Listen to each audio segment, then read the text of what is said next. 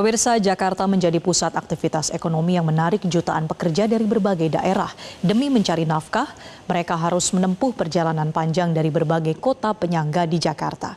Dengan mengandalkan transportasi umum, meski harus berdesakan dan berpindah dari satu moda ke moda lainnya, Transum tetap menjadi pilihan karena dinilai lebih efisien dari segi waktu dan biaya. Lalu seperti apa perjuangan para pekerja ibu kota? Berikut segmen telusur kasus banting tulang pekerja ibu kota bersama jurnalis Metro TV, Kondi Briliana dan juru kamera Venus Aksa.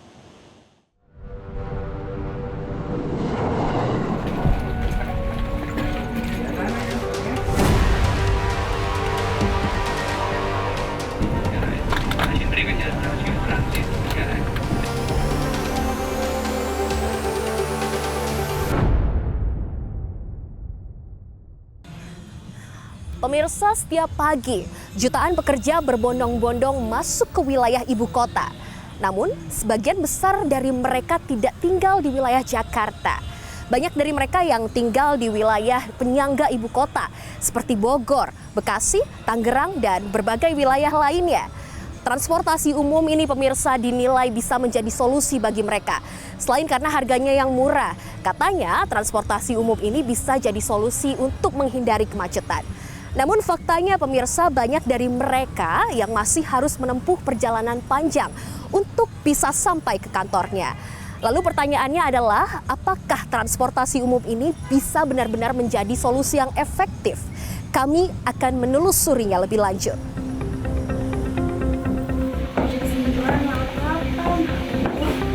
Pak, aku berangkat.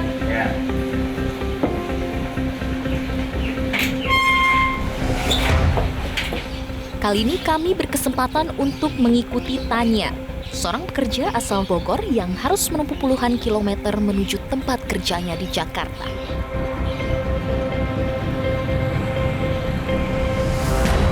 Untuk menuju stasiun Bogor, Tanya harus menggunakan ojek langganannya karena belum tersedia transportasi umum yang terhubung langsung dari kawasan tempat tinggalnya. Biaya ojek menjadi pengeluaran pertama yang harus dikeluarkan sebelum ia melanjutkan perjalanan dengan kereta menuju Jakarta. Setelah tiba di stasiun Bogor, perjalanan masih jauh dari kata selesai. Seperti ribuan komuter lainnya, Tanya harus bergabung dengan padatnya penumpang KRL yang menuju Jakarta pada jam sibuk di pagi hari.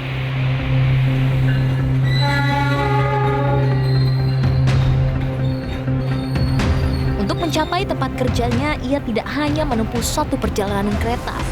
Beberapa kali perpindahan jalur dan transit harus dilakukan sebelum tiba di stasiun tujuan.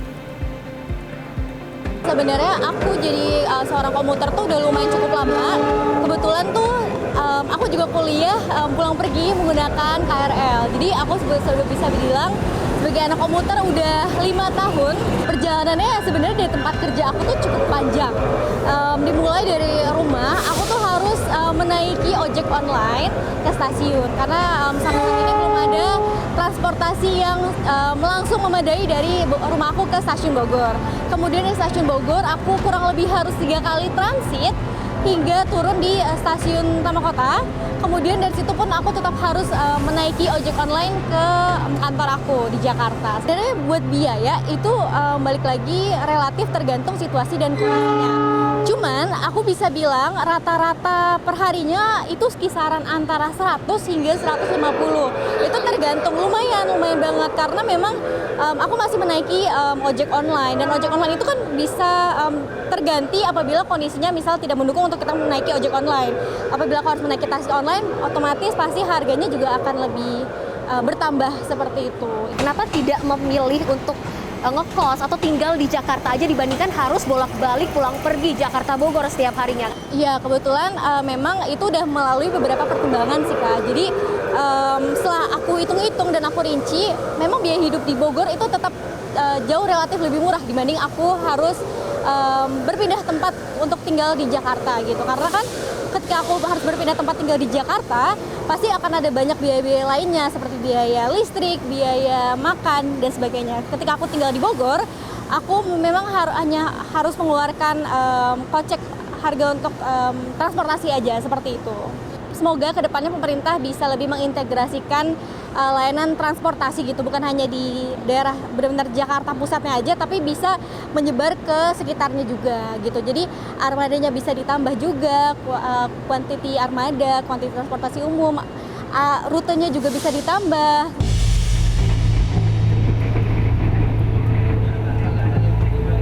Meski transportasi umum menjadi pilihan utama karena lebih hemat dan mampu menghindarkan pengguna dari kemacetan, perjalanan komuter belum sepenuhnya berakhir saat mereka turun dari KRL atau bus.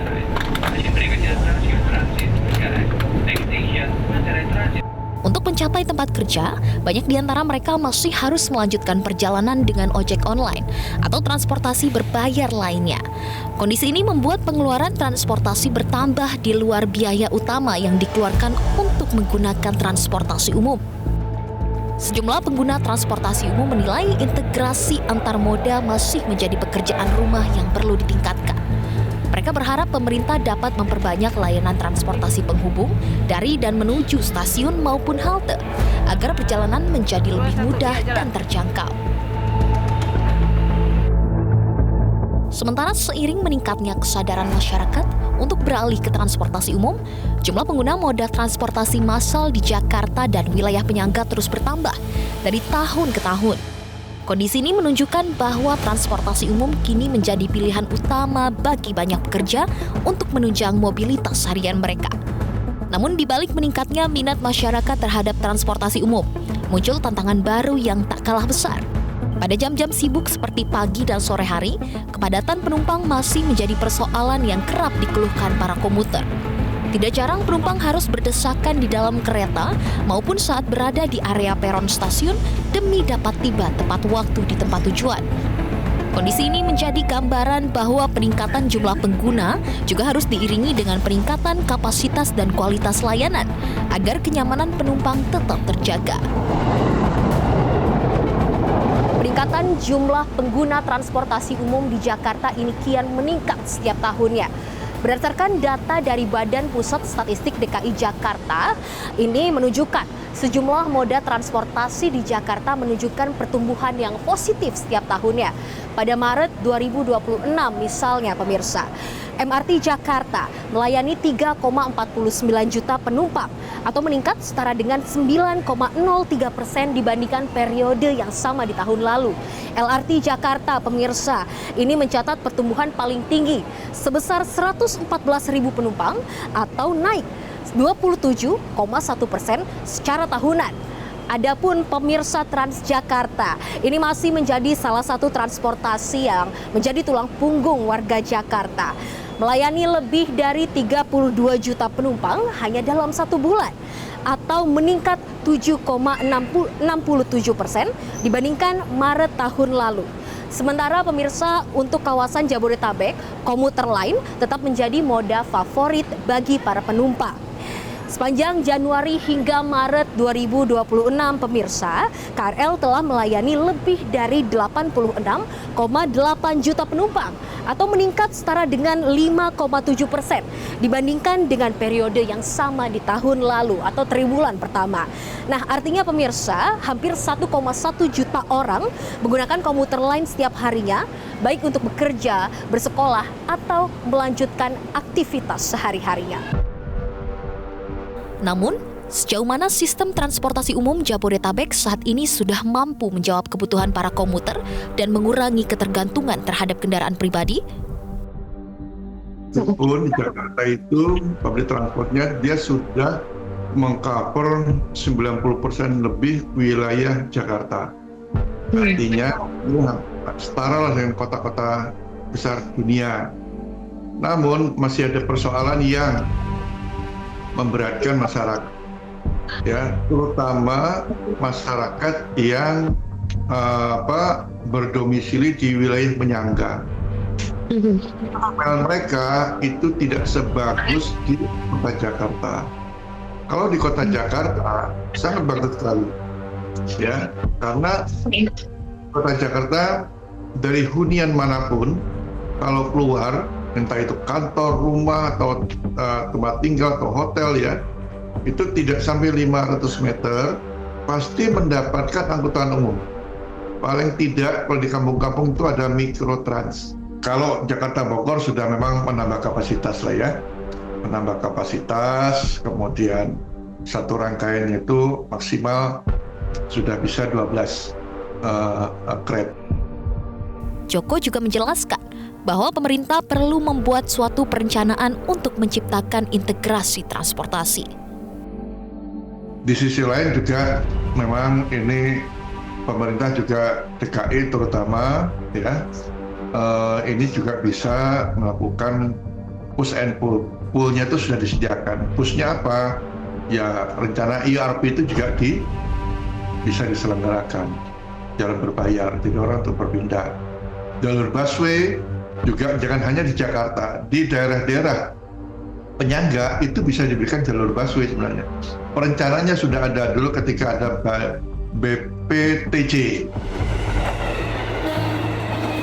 Meski berbagai tantangan masih dihadapi para komuter, pengamat menilai sistem transportasi umum di Jakarta sebenarnya telah menunjukkan perkembangan yang signifikan dalam beberapa tahun terakhir. Namun peningkatan konektivitas dan kapasitas layanan dinilai harus terus dilakukan, terutama untuk menjangkau wilayah penyangga yang menjadi tempat tinggal jutaan pekerja di Jakarta. Menanggapi hal tersebut, pemerintah Provinsi DKI Jakarta menyatakan akses dan konektivitas transportasi umum saat ini terus meningkat. Pemprov DKI bahkan mengklaim tingkat keterhubungan layanan transportasi umum di Jakarta telah mencapai 93%. Namun pada saat yang sama, pemerintah juga tengah mengkaji penyesuaian tarif pada sejumlah rute Trans Jabodetabek. Seakan-akan Trans Jabodetabek itu akan naik 10 sampai dengan 15 ribu jadinya. Memang akan mengalami penyesuaian harga, terutama beberapa ruas yang panjang, tetapi tidak semua Trans Jabodetabek kenaikannya akan tinggi. Karena bagaimanapun sebagai gubernur, saya juga mempertimbangkan kemampuan masyarakat dalam kondisi yang seperti ini. Bahkan pemerintah DKI Jakarta terus akan mengkampanyekan bagi warga Jakarta 15 golongan dan kemungkinan akan kita tambah golongannya, akan kita gratiskan. Karena supaya cross subsidinya itu lebih adil, bagi yang tidak mampu gratis. Bagi yang mampu ya bayarnya lebih tinggi sedikit. Nah mengenai angkanya berapa nanti pada saatnya dalam waktu dekat ini kami umumkan. Perjalanan panjang yang dijalani para komuter setiap hari menunjukkan bahwa transportasi umum telah menjadi bagian penting dalam menunjang mobilitas dan aktivitas ekonomi masyarakat Jabodetabek. Namun seiring meningkatnya jumlah pengguna, peningkatan kualitas layanan, kapasitas, dan integrasi antar moda harus tetap menjadi perhatian lebih agar perjalanan masyarakat menjadi lebih mudah, nyaman, dan efisien. Bagi para komuter pemirsa, moda transportasi umum bukanlah sarana mobilitas biasa. Transportasi ini menjadi penghubung antara rumah, tempat kerja, ataupun berbagai tempat aktivitas lainnya, sekaligus menjadi penyangga ekonomi di ibu kota.